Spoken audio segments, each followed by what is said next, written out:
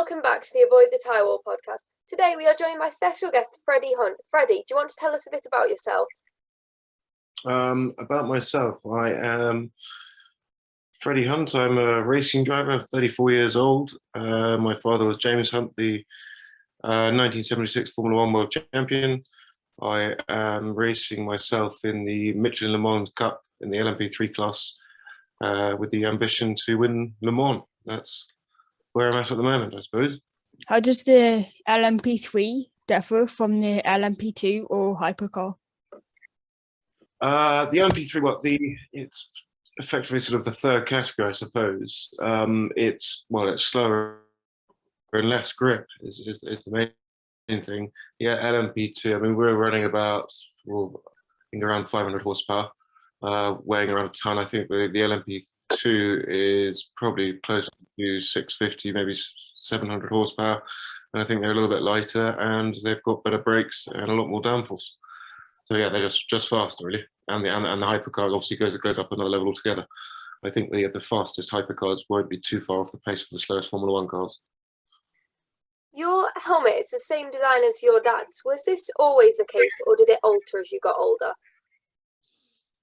I did have a slightly different helmet when I started, but then I was racing for someone back in 2009 who got me a new helmet with the new design, which was it's very similar to my father's design. So I just went for that, really. I've stuck with it. What is the best race you've ever watched?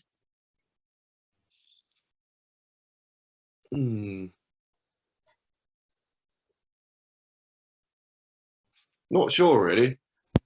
Last year's Grand Prix, the Brazilian Grand Prix, where Hamilton came sort of slicing through the whole field, that was a pretty good one, I'd say. I'd probably go for that one. I mean, there's been some really great races, and there's been some phenomenally boring races. So, but no, I watching Lewis when he's in his full force, it's very impressive. So, yeah, that's certainly one of them. What's the best race that you've ever driven in?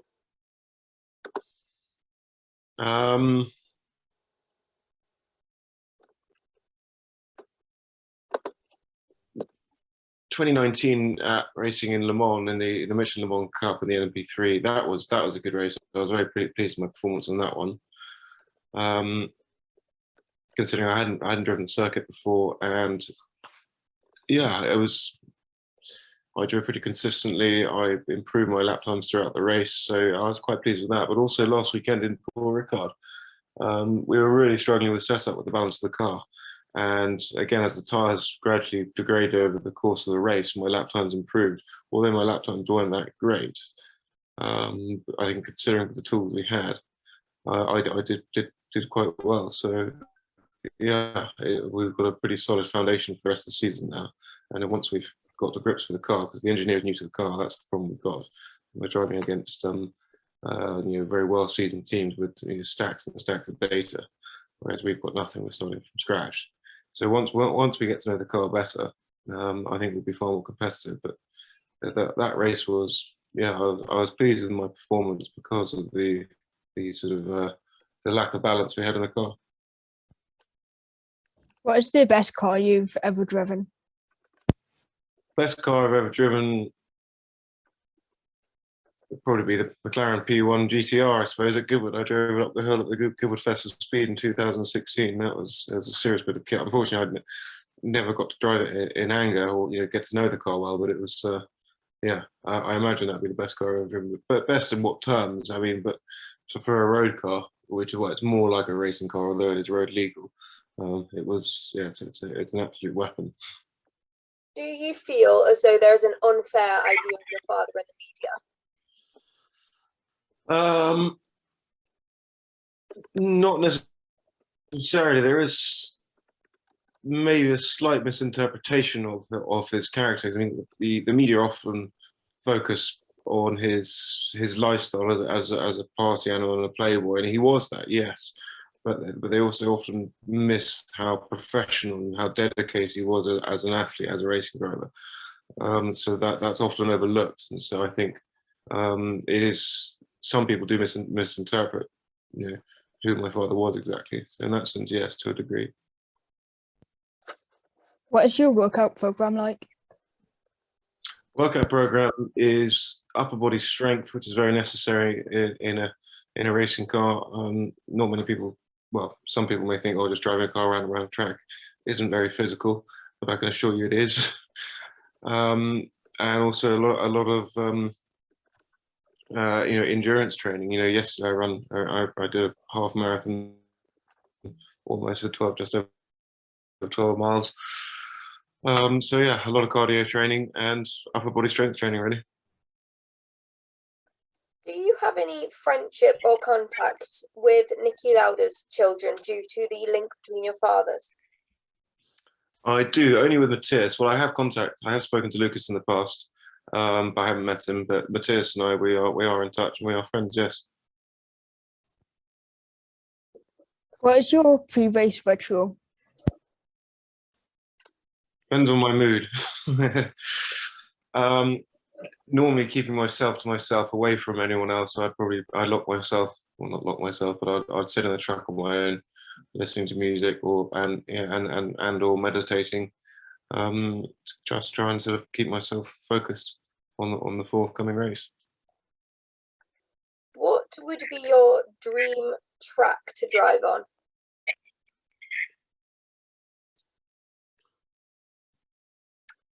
Probably Spa or Bathurst. Fortunately, I will be driving Spa this year. Bathurst in Australia, there's no plans there yet, but I'm sure one day I will. Those are the only two that really come to mind. Obviously, the Nordschleife, the Nürburgring, I'm not sure how keen I'd be able to race on it because it's very dangerous, but no, I would like to race on it, absolutely. But that's a whole different league, really. What is your dream road car? Dream road car, I don't really have one. I'm not too, despite being a racing driver, I'm not really that into my cars. I like practicality. So if I had the money, I would have a 4x4 for use on the farm, and I'd probably have an Audi RS6, which is, it's fast and nice and powerful, and practical for putting things, and put the dog in the back and things like that. If I had excess cash and wanted to buy a sports car as well, I'd probably just go for a McLaren P1. But I wouldn't have a whole collection of cars, and I don't really sit there dreaming about road cars. I do have a dream about being airborne because I don't like traffic very much. I'd much rather fly over the traffic than sit in it. How did the Support Ukraine Grand Prix idea come out, apart from the obvious? I was contacted by Jarlath, the young lad that initiated the idea. He's only 8 years old, and I was very just impressed by his initiative, and so jumped on it straight away. What has been your biggest achievement so far?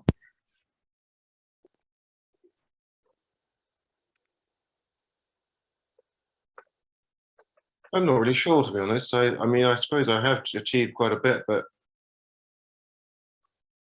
one is one's own self-worth. We are our own worst critics, so I'm not really all that satisfied with what I've achieved so far. That's why I'm still pushing for more. I've done okay in certain aspects. I'm assuming you're talking about racing here, rather than my life in general. Yeah, I mean, I've been okay, but I haven't been good enough, so I haven't really. Yeah, I'm not satisfied yet.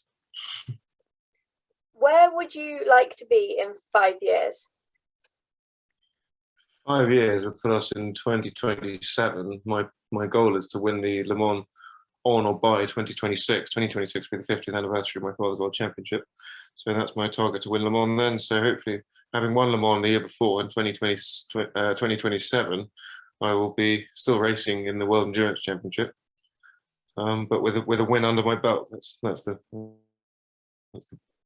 goal. What motivates you to race? Goal. Sorry, Rachel. Race is just the love of racing, the love of the sport. I mean, I really like driving fast cars, and I'm a very naturally competitive person. And it's just, I don't know how to describe it. I just love racing. What is something that you know now that you wish you knew earlier on in your career?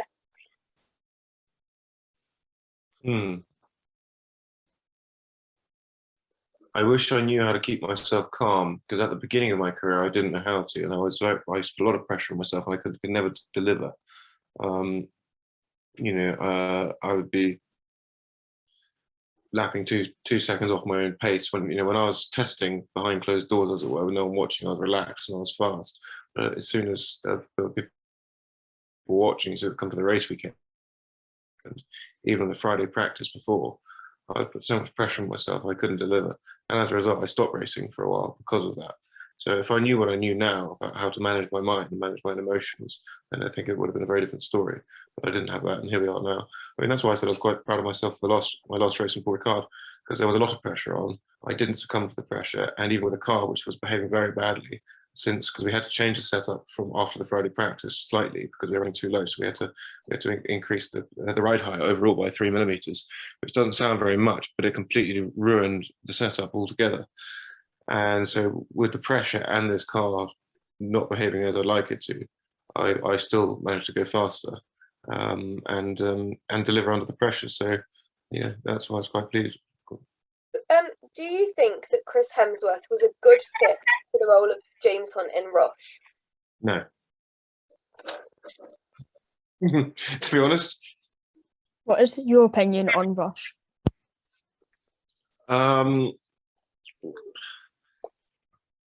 They all differ in the truth slightly. And when I asked Ron Howard about this, they said he said, well, the truth was too awesome, people wouldn't believe it, which irritated me. So it looked like I think it was an ego thing. He just had to sort of make it, Hollywoodize it, I suppose, which was completely unnecessary. And they had a really golden opportunity there. So I think they missed out on an opportunity. And then the other, they added a few bits in. They showed my father showing premeditative aggression, and my father was never an aggressive person. He did lash out, but it wasn't premeditated. Then the other thing was the choice of Chris Hemsworth, and particularly compared to Daniel Bruhl, who played an absolute masterpiece of Niki Lauda, and Hemsworth just failed to capture my father's personality altogether. I mean, he didn't even contact the family to do some research on what my father was like, and I find that just very arrogant indeed. So I was pretty upset with his performance.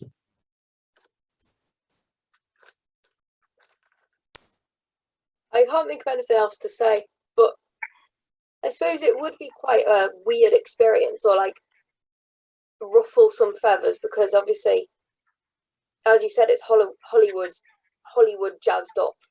I can't think of the way to phrase it. Yeah, exactly. I just feel, I mean, it was such a fantastic story. I mean, the 1976 season in Formula One is one of the most historic seasons of them all, and they didn't need to dramatize it anymore. There was so much drama in the during the season, and at the beginning of the movie, it shows them, Dad and Niki, not being friends and not knowing one another, not liking one another, which was complete bullshit. Dad and Niki were great friends from the beginning. I think in Formula 3 they even shared a flat together for a period of time. However, there was some conflict between them during the 76 season. So if they wanted some more drama, they could have elaborated, expanded on that. I mean, Dad and Niki didn't like each other for 48 hours or so, because the media had misquoted them, media getting it wrong again.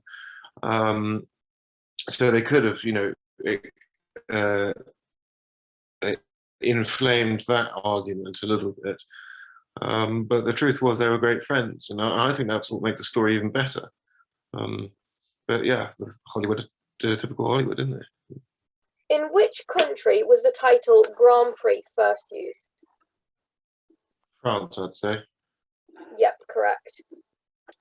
What is Sir Stirling Moss regarded as? The greatest driver of all time ever to win a world championship. Correct. At the 2008 Turkish Grand Prix, which record did Rubens Barrichello break, which has since been broken by Kimi Räikkönen? Ooh. I'm on a timer here. Can I think about this? Yeah. I want to say oldest driver to do something. Nope. It is most race starts. Oh, right. Yeah, I should have gone for that one. I was close with the age thing. I was on the right track. Never mind. Okay. Which 3 races make up the Triple Crown of motorsport?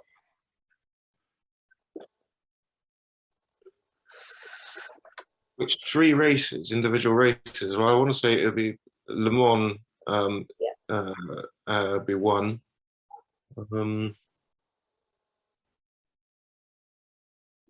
Indianapolis for the Indy 500 be another.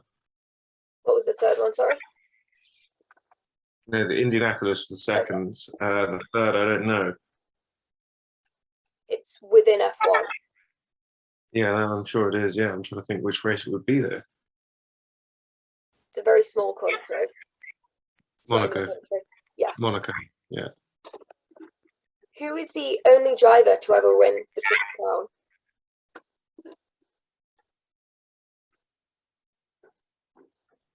Oh, you got me there, but I'm gonna have to have a while to stab at this. Do you want a clue? No, let me think about this for a second.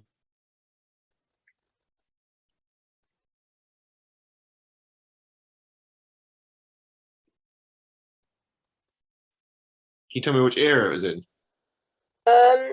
Decade. He was a 2-time champion in the 60s. John Surtees, I'd say. That would be my guess. What did you say, sorry? I guess John Surtees, but I don't know. No, he was only 1 time. It was Graham Hill. Oh, Graham Hill, yeah, I should have got that one. Never mind, sorry.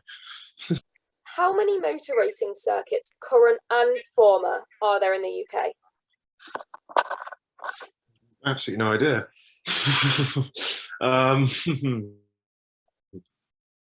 It's way more than you think it'll be. Yeah, I bet it's loads. Motor racing circuits. Does that include all kart tracks, bike tracks, everything? It's probably dozens. I don't know, 35? 26, approximately. Okay. Has anyone got that right? No. No. People are normally shocked by how many there is, to be fair. In 1971, which team did Bernie Ecclestone buy? Oh, I know this. Hang on a minute.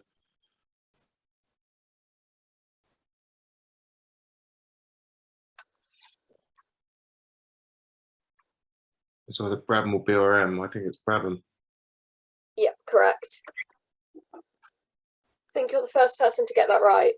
Really? Oh, brilliant. When was the Hockenheimring in Germany first used? Oh, I have no idea. I'm going to have an educated guess on this one. I'm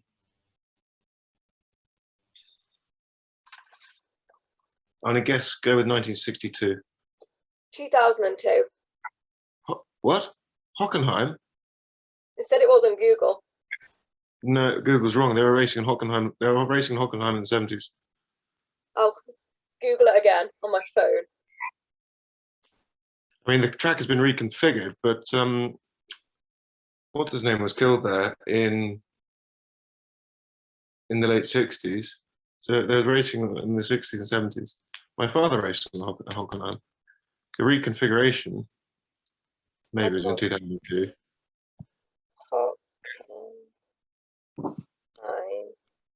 Oh, I can't spell. Hockenheimring's one word. Okay.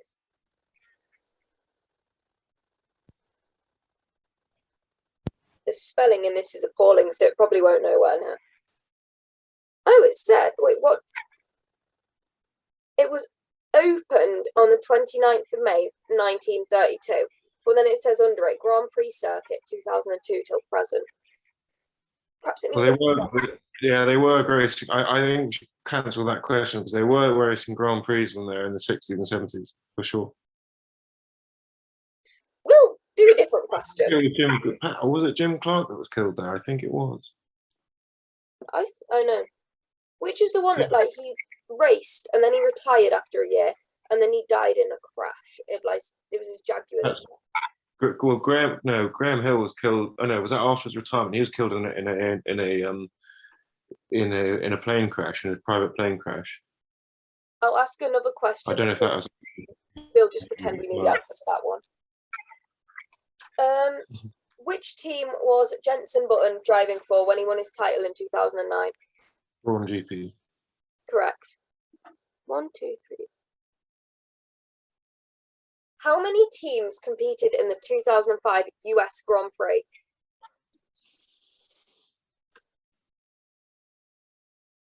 3 or 4. Correct. 3. Yeah. 1, 2, 3. Because Michelin or Michelin's tire, or was it Goodyear's tires? I don't want to say get it wrong now because I actually drive on Michelin now. But one of the tires couldn't handle the corners and were blowing up. And so Bernie and Max said, "No, you can't race unless you're not on these tires at least." Do you know what this track is? Oh yes, I do. That would be. I recognise it. Hang on a minute.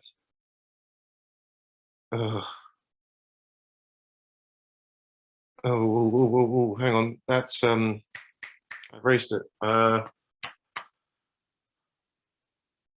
It's in Texas.